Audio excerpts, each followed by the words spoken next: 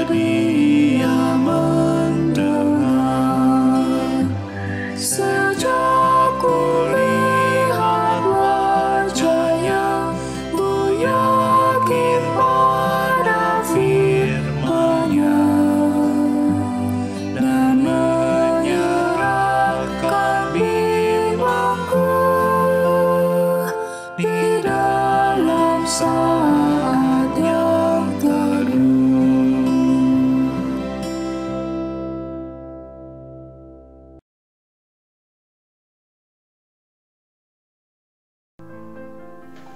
Mazmur 98 ayatnya yang pertama dan yang kedua. Saat penyelamatan sudah dekat. Mazmur. Nyanyikanlah nyanyian baru bagi Tuhan, sebab Ia telah melakukan perbuatan-perbuatan yang ajaib. Keselamatan telah dikerjakan kepadanya oleh tangan kanannya, oleh lengannya yang kudus.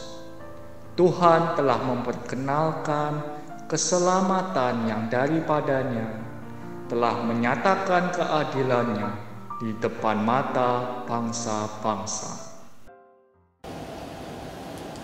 Ibu, Bapak, dan Saudara semua, mari kita bersatu di dalam doa. Kami bersyukur Tuhan karena pada pagi ini kami masih bisa bangun dan kami masih bisa menikmati kehidupan yang Engkau anugerahkan pada kami. Dan kami rindu agar kehidupan ini tidak menjadi kesia-siaan. Karena itu kami hendak mengawalinya dengan firman Tuhan yang memandu kami untuk menjalani kehidupan pada hari ini. Kiranya Tuhan yang menyertai kami sehingga pada pagi ini kami dapat mengerti, memahami, dan bahkan melakukan firman-Mu di dalam keseharian. Di dalam nama Tuhan Yesus Kristus kami berdoa. Amin. Ibu, Bapak, dan Saudara semua, firman Tuhan pada pagi ini akan kita renungkan berdasarkan Wahyu pasal 18 ayat 21 sampai 24. Dan seorang malaikat yang kuat mengangkat sebuah batu sebesar batu kilangan, lalu melemparkannya ke dalam laut, katanya, "Demikianlah Babel, kota besar itu, akan dilemparkan dengan keras ke bawah, dan ia tidak akan ditemukan lagi. Dan suara pemain-pemain kecapi dan penyanyi-penyanyi, dan peniup-peniup seruling dan sangkakala tidak akan kedengaran lagi di dalammu. Dan seorang yang ahli dalam sesuatu kesenian tidak akan ditemukan lagi di dalammu. Dan suara kilangan tidak akan kedengaran lagi di dalammu. Dan cahaya lampu tidak akan bersinar lagi di dalammu. Dan suara mempelai laki-laki dan pengantin perempuan tidak akan kedengaran lagi di dalammu. Karena pedagang-pedagangmu adalah pembesar-pembesar di bumi. Oleh ilmu sihirmu semua bangsa disesatkan. Dan di dalamnya terdapat darah nabi-nabi dan orang-orang kudus. Dan darah semua orang yang dibunuh di bumi." Ibu, Bapak, dan Saudara terkasih, setelah kita membaca bacaan hari ini, tentu kita semua dapat menjawab siapa yang dimaksud oleh tema kita pada pagi ini yang tidak dibangkitkan. Ya, dia adalah Babel. Bacaan kita hari ini menyatakan dengan jelas bagaimana Babel tidak dibangkitkan lagi. Yang menarik, ketika kitab Wahyu dituliskan, sejujurnya negeri Babel sudah runtuh beratus-ratus tahun sebelumnya. Meski begitu, kisah runtuhnya kerajaan negeri Babel ini masih menjadi isu yang diingat oleh orang-orang pada saat itu. Betapa tidak, banyak orang yang tidak menyangka bahwa kerajaan Babel, kerajaan yang sudah ada lebih dari 1000 tahun, bisa runtuh dan bahkan tidak bersisa. Kerajaan Babel waktu masa jayanya dikenal sebagai pusat perekonomian dunia, pusat perdagangan dunia, pusat peradaban dunia, dan bahkan teknologi-teknologi canggih yang ada di masanya semua berasal dari Babel. Tentu kita semua pernah mendengar salah satu keajaiban dunia di masa kuno, yaitu taman gantung Babilonia, yang begitu canggih, bisa membuat taman gantung seperti itu. Dan nyatanya semua kejayaan itu musnah seketika. Dan bahkan sulit untuk menemukan jejak-jejaknya lagi. Begitu miris dan begitu fana. Bagi orang-orang percaya pada saat itu, kehancuran Babel dimaknai sebagai akibat dari orang-orang Babel, dari bangsa-bangsa Babel yang tidak takut akan Tuhan. Wahyu pasal 18 di ayat 1-20 yang tidak kita baca pada hari ini menggambarkan bagaimana Babel dipenuhi oleh orang-orang cabul. Para pemimpinnya sangat tidak bisa mengendalikan hawa nafsu. Dosanya sudah bertimbun-timbun bahkan sampai ke langit. Bahkan di ayat 24 tadi kita juga bersama-sama mendengar bahwa di Babel pun orang-orang kudus dan para nabi dibunuh. Sederhananya, kejayaan Babel hanya digunakan untuk kemasyuran diri sendiri, hanya untuk memuaskan hasrat diri, bukan untuk kemasyuran Allah. Bangsa ini dengan kejayaannya sama sekali tidak berlaku adil pada orang lain dan pada sesama. Dan gambaran ini sebenarnya muncul juga dalam kisah Menara Babel yang ada di dalam Perjanjian Lama kita. Menara Babel sering kita anggap dan kita dengar sebagai simbol keangkuhan dan kesombongan manusia. Menara Babel menjadi kisah bagaimana kepintaran, kecerdasan, dan bahkan kemampuan manusia dipakai hanya untuk kemasyuran dirinya sendiri. Maka ibu bapak dan saudara semua, firman Tuhan pada pagi ini sejujurnya ingin mengingatkan pada para pembacanya, termasuk kita semua, bahwa mereka yang tidak dibangkitkan lagi alias mengalami kematian yang kekal adalah orang-orang yang bertindak seperti Babel. Babel bukannya tidak masuk dalam hitungan Allah. Buktinya Allah mengirimkan orang-orang kudus dan para nabi ke dalamnya. Namun Babel begitu bebal karena mereka mengeraskan hati untuk menerima kabar keselamatan tersebut. Begitu juga bagi para pembaca Wahyu termasuk kita semua. Karya keselamatan Allah sudah dinyatakan kepada kita, kepada semua orang tanpa terkecuali. Kebangkitan Yesus menjadi sebuah undangan bagi kita tanpa terkecuali untuk mengalami kehidupan kekal.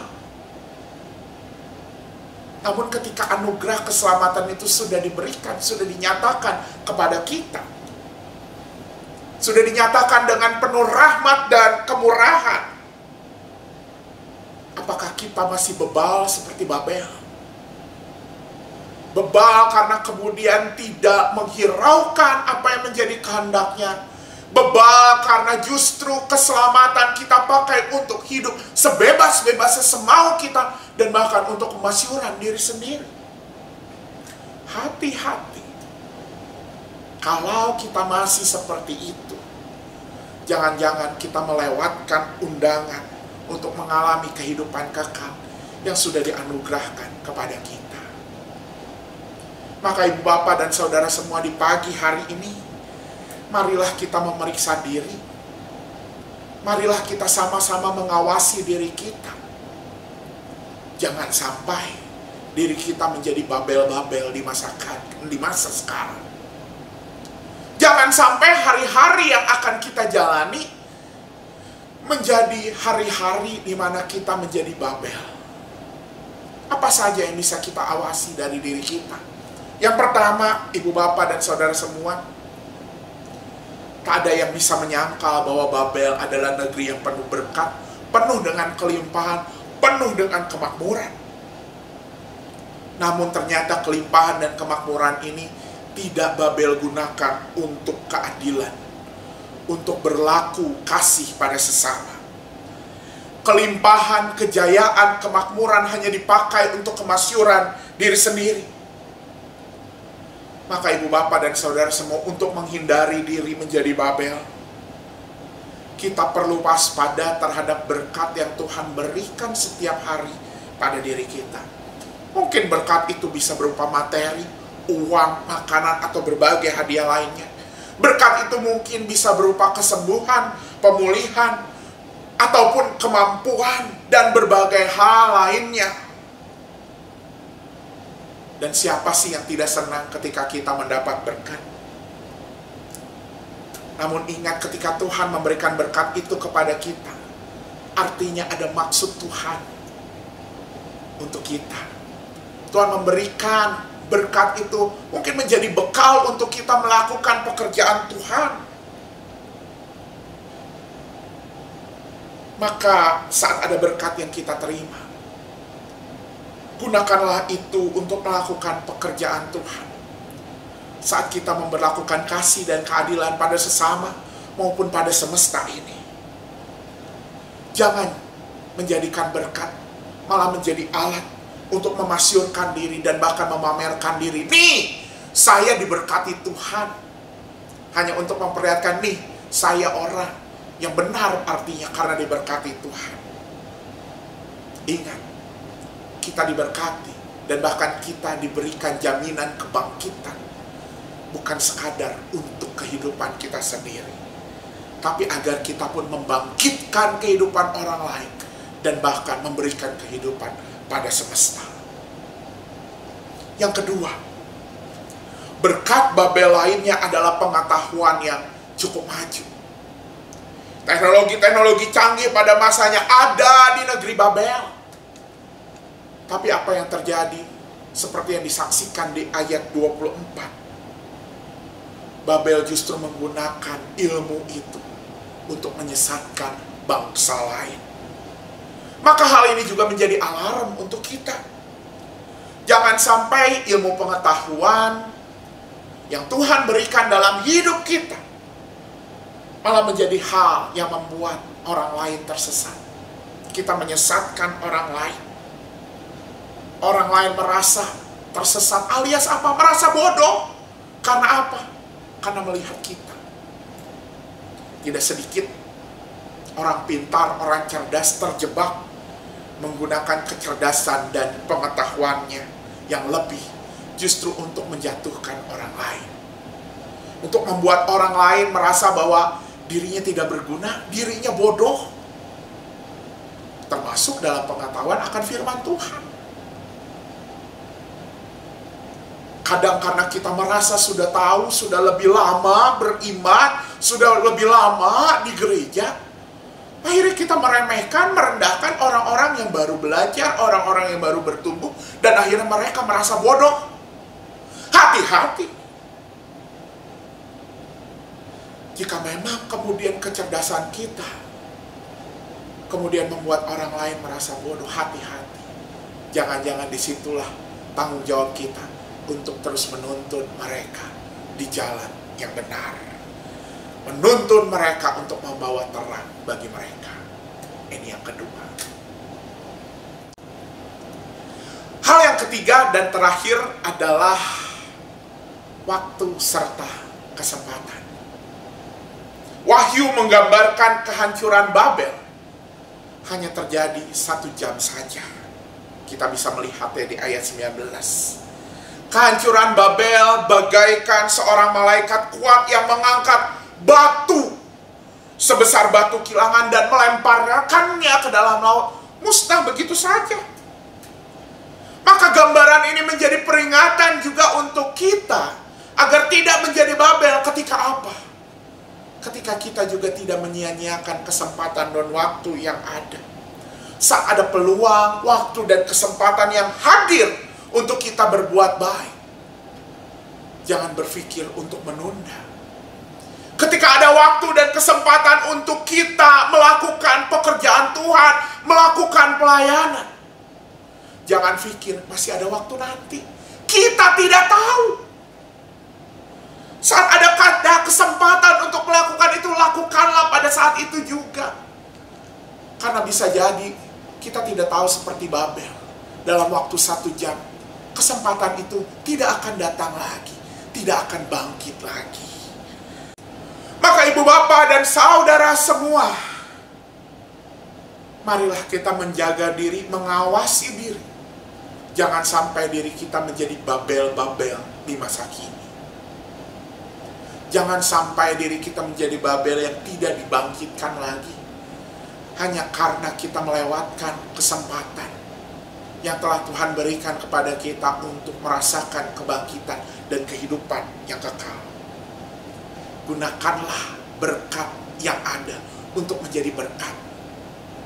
Gunakanlah kecerdasan, pengetahuan, dan kepintaran untuk menuntun orang-orang ke dalam jalan yang benar, jalan yang terang.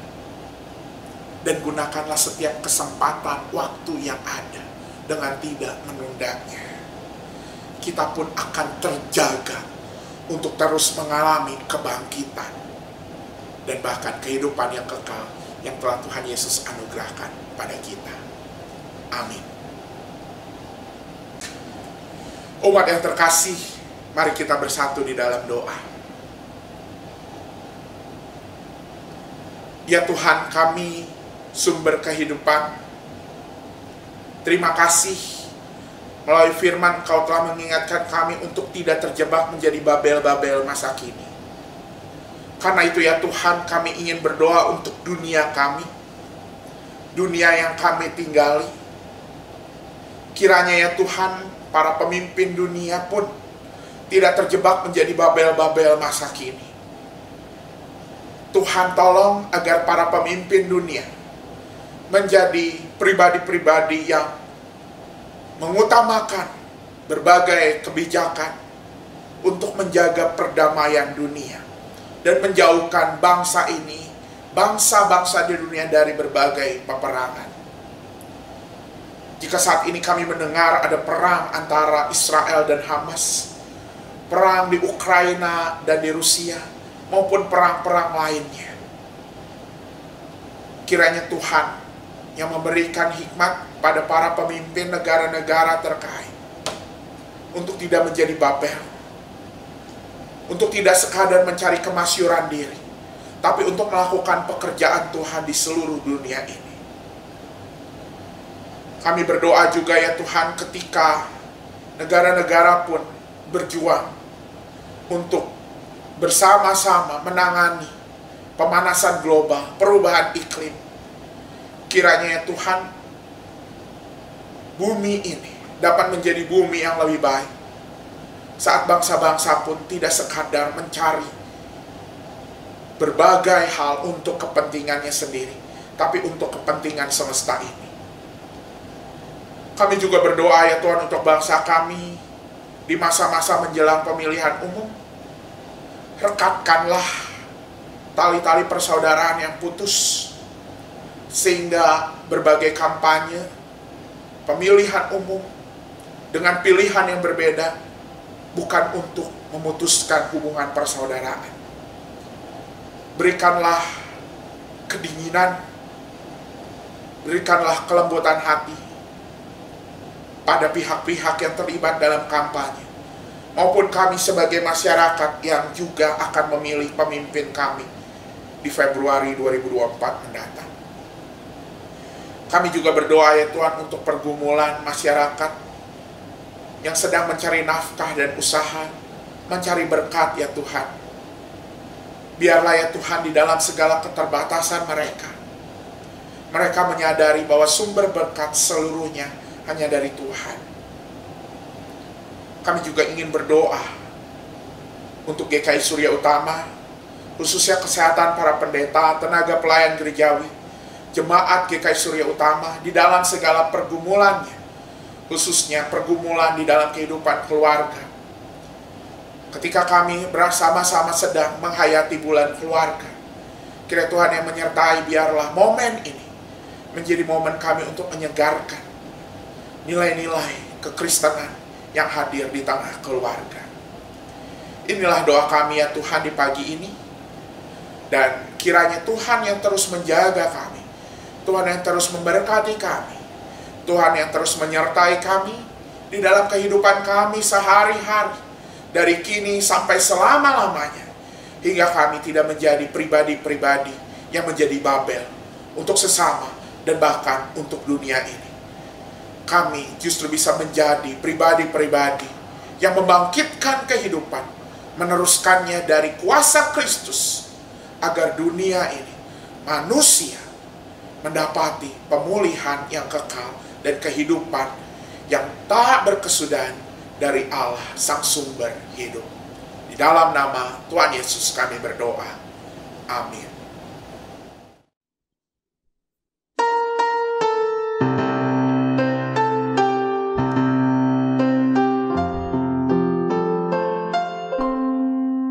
Kasih Tuhan